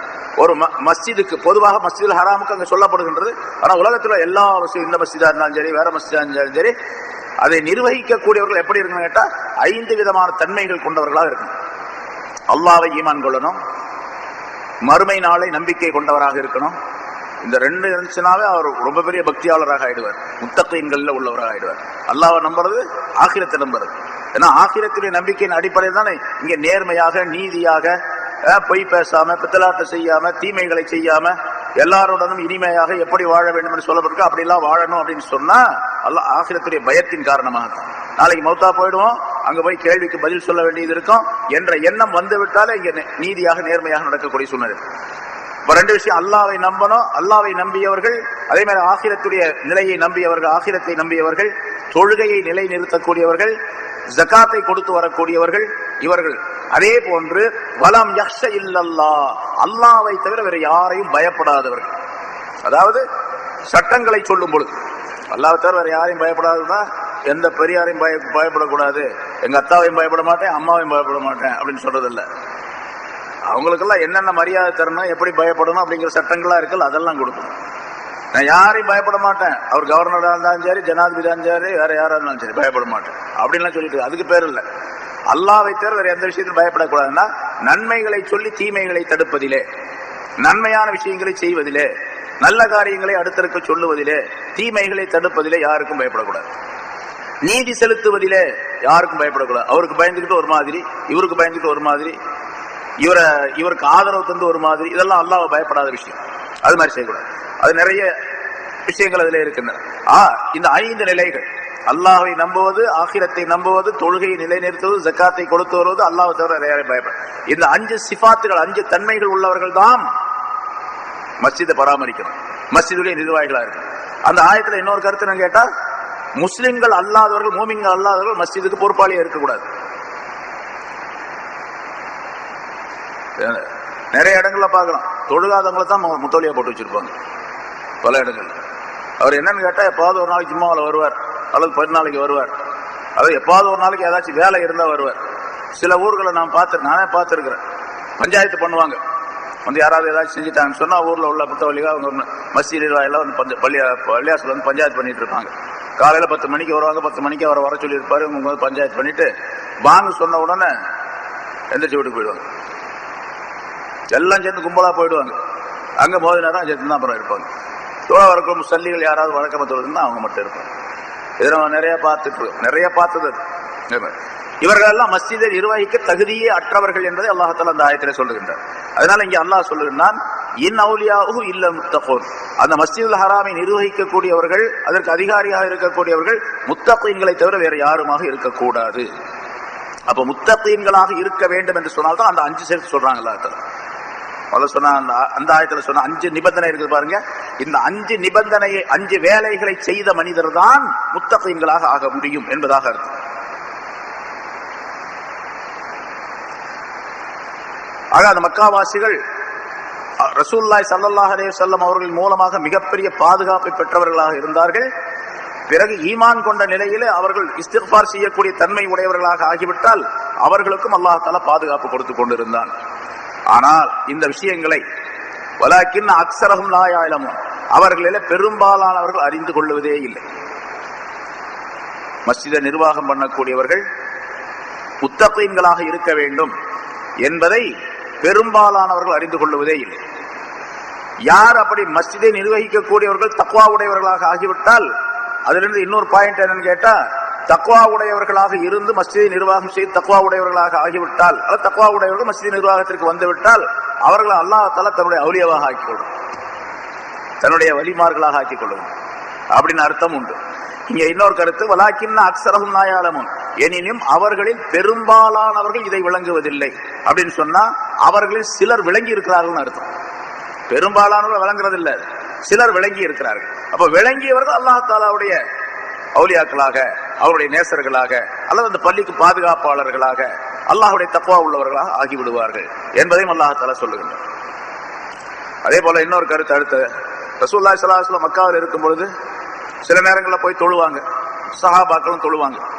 தொழும் பொழுது கிண்டல் செய்வதற்காண்டி, கேலி பரிகாசம் செய்வதற்காண்டி சில வேலைகளை அந்த குஃபார்கள் செஞ்சுக்கிட்டு இருந்தாங்க, அந்த குறைஷியர்கள் செஞ்சுட்டு இருந்தாங்க. அதை அல்லாஹ் தஆலா கண்டிக்கின்றார். வமா கான ஸலாத்துஹும் இன்தல் பைத்தி இல்லா முகாஅம் வ தஸ்தியா. இல்ல, அவங்க சில தொழுகைகளை அவங்க தொழுவாங்க, இவங்க தொழுவாங்க, அதுக்கு பின்னால விளக்கம் வருது. அந்த காஃபிர்கள் குறைஷியர்கள் தொழுகைகளை தொழுவார்கள். ஆனா தொழுகை அப்படிங்கிறது இப்ப நம்ம மாதிரி நின்று தக்பீர் கட்டி ருக்கு செஞ்சு சுஜூது புஞ்சு அப்படி அல்ல. அவங்க தொழுகை என்ன தெரியுமா, தவாப் செஞ்சுக்கிட்டு இருப்பாங்க. முன்னால நிறைய சொல்லியிருக்கிறோம், ஆண்கள் பகல் நேரங்களிலே தவாப் செய்வார்கள், பெண்கள் இரவு நேரத்தில் தவாப் செய்ய அனுமதிப்பார்கள். காரணம் என்ன கேட்டா, தவாப் செய்யும் போது நிர்வாணமாக தவாப் செய்வார்கள். இப்போ ஜட்டி போட்டு தொழுகலாம்னு சொல்றான் நம்மால், அரைக்கால் டவுசர் போட்டு தொழுகலாம் அப்படின்னா ஜட்டி போட்டு தொழுகலாம் அப்படின்னு சொல்றான். டிவி எல்லாம் சொல்லிட்டு இருக்கிறான். அவன் நிர்வாணமாவே தொழுதுகிட்டு இருந்தான், தவாப் செஞ்சுட்டு இருந்தான். ராத்திரியில இருட்டா இருக்கிறனால பொம்பளைங்க வரலாம் அப்படி நிர்வாணமா தவாப் செய்யும். அதுக்கு காரணம் சொல்லுவாங்க அந்த குறைஷியர்கள் சொல்லுவாங்க, நம்ம போட்டிருக்கக்கூடிய உடைகள் எல்லாம் பாவங்கள் செய்தவை, பாவங்கள் செய்யப்பட்ட உடலில் அணியப்பட்ட உடைகள். அதனால பாவங்கள் செய்யப்பட்ட அந்த உடலிலே அந்த பாவங்களுடைய உடைகள் இருக்கக்கூடாது அப்படிங்கிறதுக்காண்டி கழட்டிட்டு சுத்தமா நிர்வாணமா தவாப் செய்யும். அவன்கிட்ட திருப்பி கேட்டா பதில் சொல்ல தெரியாது. பாவங்கள் செய்த உடலிலே போடப்பட்டு இருக்கக்கூடிய உடைகள் அசுத்தமானவை, அல்லாஹ்வுடைய புனிதமான வீட்டை அசுத்தமான உடைகளோடு தவாப் செய்யக்கூடாது அப்படின்னு சொன்னா உடல் எப்படி, உடம்பே அசுத்தத்தானே. அப்ப ஹராமான பொருளை சாப்பிட்டா அது மட்டும் எப்படி தவாப் செய்யணும், அதுக்கெல்லாம் பதில் தெரியாது. அவங்களுடைய எண்ணம், அவங்களுடைய ஒரு முடிவு அது. சரி, அப்படி தவாப் செய்வாங்க. தவாப் செய்யக்கூடிய நேரத்துல சில பேர் கை தட்டிக்கிட்டே தவாப் செய்வாங்க. கையை தட்டுறது நிறைய மற்ற கவுங்கள்லாம் பார்க்கணும், கை தட்டிக்கிட்டே போறாங்க. அந்த கை தட்டுறதுலாம் கை வலிச்சுன்னா சலங்க வச்சுக்கிட்டான். இது அதுக்கு என்ன பேர், சிங்கி அடிக்கிறதுக்கு பேர். அதை வச்சுக்கிட்டான். கை தட்டி தட்டி பார்த்து நான் வலிச்சுக்கிச்சு, அதனால ஒரு 2 தட்டு வச்சுக்கிட்டு 2 தட்டிக்கிட்டே போறாங்க, தட்டிக்கிட்டே போறான். இது கை தட்டுவதும் பல பேர் என்ன ஒரு கும்பல் சீட்டி அடிப்பாங்க. இப்ப அந்த இதெல்லாம் ஊர்வலம் போய் சீட்டி அடிச்சுட்டு போறாங்க பாருங்க. இது அவர்களுடைய வணக்கமாக இருந்தால்தான் அவங்களுடைய சலாத்து, தொழுகை. வமா கான ஸலாத்துஹும் இன்தல் பைத்தி, பைத்துல்லாவிலே அவர்களுடைய தொழுகை இல்லா முகாஅன், கை சீட்டி அடிப்பதும் வ தஸ்தியா, கை தட்டுவதையும் தவிர வேறு எதுவும் கிடையாது. அவங்க வணக்கம்லாம் எப்படி இருந்துச்சு, தொழுகையெல்லாம் 2 விஷயம் தான். சீட்டி அடிக்கிறது, கை தட்டுறது. இன்னைக்கு எல்லாரும் செய்யறான், அவங்கிருந்து வந்ததுதான் அது. கை தட்டுறது, சீட்டி அடிக்கிறதும் அங்கிருந்து வந்தது. அதனால முஸ்லிம்கள் யாரும், நம்ம யாருமே சீட்டி அடிக்க கூடாது, கை தட்டவும் கூடாது. எந்த நேரத்திலையும் தொழுகையில தான் தட்டக்கூடாது, தெரியுமே. முஸ்லீம்ல தட்டக்கூடாது, வெளியே தட்டக்கூடாது. நான் போற இடத்துல சொல்றது. அது குறிப்பாக காலேஜுகளில், இந்த யூனிவர்சிட்டி, அங்கே இங்கே காலேஜ் ஸ்கூல்களில் போய் பயன் செய்யும் போது பசங்க என்ன பண்ணுவாங்க, பேசி முடிச்சோன்னா கை தட்டுவானுங்க. எல்லா இடத்துலையும் பழக்கம். அதான் உடனே சொல்லிடுறது, கை தட்டக்கூடாது. சில இடங்களில் போய் பார்த்த நிலவரம் தெரியும், உடனே முதல்ல சொல்லிடுறது. பேசி முடிச்ச உடனே வேணா உங்களுக்கு அஜித் நல்லா பேசினார் அப்படின்னு சொன்னா தக்பீர் சொல்லுங்க, அல்லாஹ் அக்பர்னு சொல்லுங்க. நாரே தக்பீர்னு சொல்லுங்க, அல்லாஹ் அக்பர் சொல்லுங்க. அல்லாஹ் அக்பர்னு சொன்னீங்கன்னா நன்மை கிடைக்கும், கை தட்டினா நன்மை கிடைக்காது, பாவம் ஏற்படும். அப்படி பல இடங்களில் சொல்லியிருக்கிற, பலர் அதை விட்டும் இருக்கிறாங்க, சில பேர் அதை வழக்கத்தில் செஞ்சுக்கிட்டும் இருக்கிறாங்க. இங்க அவர்கள், அந்த குஃபார்கள், அவர்கள் சீட்டி அடிப்பது, கை தட்டுவதை தவிர வேற எதுவும் அவருடைய வணக்கமாக இருந்ததில்லை. அதனால இவங்க அல்லாஹ் சொல்லுவதை கேட்கல, அல்லாஹுடைய வணக்கங்களை செய்யல, ரசூல் சொல்லுவதை கேட்கவில்லை. யார் அல்லாஹ்வையும் ரசூலையும் நம்பி இருக்கின்றார்களோ அவர்களுக்கும் தடை விதித்துக் கொண்டிருந்தார்கள், தொழக்கூடாது என்பதாக சொல்லிக் கொண்டிருந்தார்கள். இப்படியெல்லாம் செய்வார். ரசூலுல்லாஹி ஸல்லல்லாஹு அலைஹி வஸல்லம் போய் தொழுதாங்கன்னு சொன்னா, தொழ தக்பீர் கட்டினாங்கன்னா, மக்காவில் இருக்கும்போது தொழுகை கடமையாக்கப்பட்ட பின்னால அதுக்கு முன்னாலே சில தொழுகைகளை தொழுதுகிட்டு இருந்தாங்க. அப்படி தொழக்கூடிய நேரத்துல இந்த குஃபார் குறைஷியர்கள், மக்கா குறைஷியர்கள் என்ன பண்ணாங்க, வலது பக்கம் சில பேர் வந்து நின்றுக்குவாங்க, இடது பக்கம் சில பேர் வந்து பாரியா எப்படி தொழுகிறான்னு பாரு அப்படி. என்னடா தொழுகை இது? சில பேர் கிண்டல் பண்ணுவாங்க, என்ன தொழுகை இது? ஒரு சுஜூது செய்யும் போது என்னடா இவருடைய தலையை விட இவருடைய இடுப்பு, இவருடைய பின்பக்கம் மேல இருக்குது, பின்பக்கத்தை மேல வச்சுக்கிட்டு தலையை கீழே, தலை உயர்ந்த அந்தஸ்து உள்ளதாச்சு, தலையில மேல இருக்கணும், தலையை கீழே வச்சுக்கிறாரு, பின்னால் உள்ளது மேல தூக்கிறாரு, அப்படின்லாம் கிண்டல் பண்ணுவாங்க. இது அபூ தாலிப் ஆரம்பத்தில் சொன்னார் என்பதாக சொல்லப்படுது. ரசூலுல்லாஹி ஸல்லல்லாஹு அலைஹி வஸல்லம் அவர்கள் முதல்ல வகை வந்த உடனே தொழுகையை வீட்டுல தொழுதுகிட்டு இருந்தாங்க. ஸல்லல்லாஹு அலைஹி வஸல்லம் இப்படி தொழுதாங்க, அந்த பக்கம் பின்னால் நின்று கதீஜா நாயகி அவர்களும் தொழுது கொண்டிருந்தார்கள். அபூ தாலிப் வீட்டுக்கு வந்தார், இப்போ பாக்குறதுக்காக, மகனை பாக்குறதுக்காண்டி வர்றாரு. வந்த உடனே பார்த்தா இப்படி தொழுது இருக்காங்க. இது என்ன தொழுகை இது? இது என்ன இது வணக்கம் புதுசா இருக்குது, தலை கீழே இருக்குது, குண்டி மேல இருக்குது அப்படின்னாரு. அது மாதிரி பரிகாசம் செய்து கொண்டிருந்தார்கள். இந்த பக்கம் 10 பேர், இந்த பக்கம் 10 பேர் அப்படி நின்றுக்குவாங்க கும்பலா. நின்றுகிட்டு இந்த பக்கம் வலது பக்கம் இருக்கிறவன் கை தட்டுவான், இடது பக்கம் இருக்கிற சீட்டி அடிப்பான். ரசூலுல்லாஹி ஸல்லல்லாஹு அலைஹி வஸல்லம் தொழுது கொண்டு இருக்கும் பொழுது அவங்க தொழுகை, அவங்களுடைய தொழுகையே இப்படித்தான் இருந்தது என்பதாக சொல்லுகின்றார் அல்லாஹ் தஆலா. அதனால இப்படி தொழுகையும் தவறு, தொழக்கூடியவர்களுக்கு இடையூறு செய்வதும் தவறு என்ற காரணத்தினால் ஃபஸூக்குல் அஸாப பிமா குன்தும் தக்ஃபுரூன், நீங்கள் நிராகரித்துக் கொண்டிருந்த காரணத்தினால் தண்டனையை அனுபவித்து பாருங்கள், சுவைத்து பாருங்கள் என்று அல்லாஹ் தஆலா சொல்லுகிறார். தண்டனை சுவைத்து பாருங்கள். அதாவது இந்த பத்ர் போர்ல நடந்த தண்டனை, அது உலகத்தில் கொடுக்கப்பட்டது. அதே மாதிரி தண்டனையை சுவைத்து பாருங்கள் என்று கியாமத் நாள் அல்லாஹ் தஆலா சொல்லுவார். நரக தண்டனையை, நரக வேதனையை நீங்கள் சுவைத்து பாருங்கள் என்பதால்.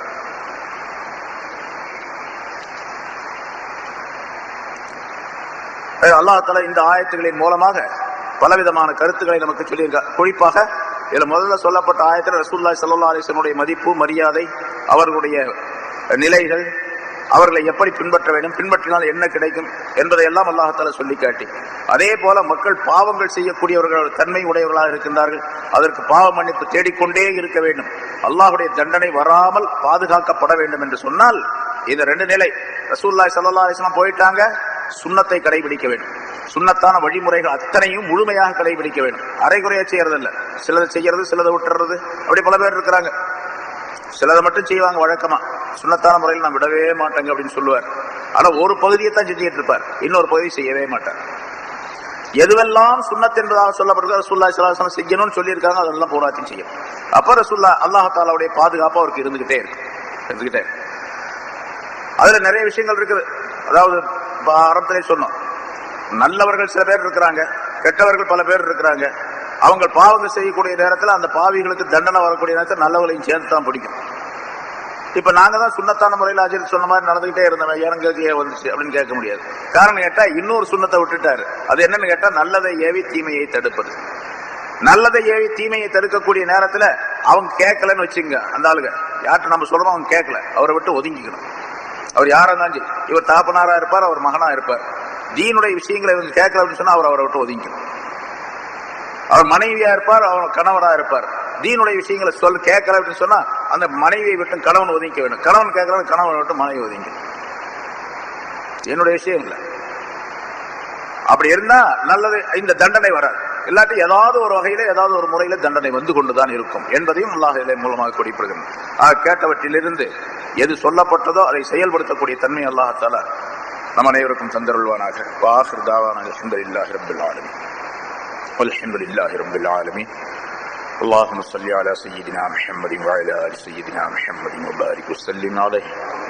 ربنا آتنا في الدنيا حسنة وفي الآخرة حسنة وقنا عذاب النار. وصل وسلم على رسولك سيدنا محمد وآله وصحبه أجمعين والحمد لله رب العالمين. صلى الله على محمد صلى الله عليه وسلم. صلى الله على محمد صلى الله عليه وسلم. صلى الله على محمد يا رب صل عليه وسلم. السلام عليكم.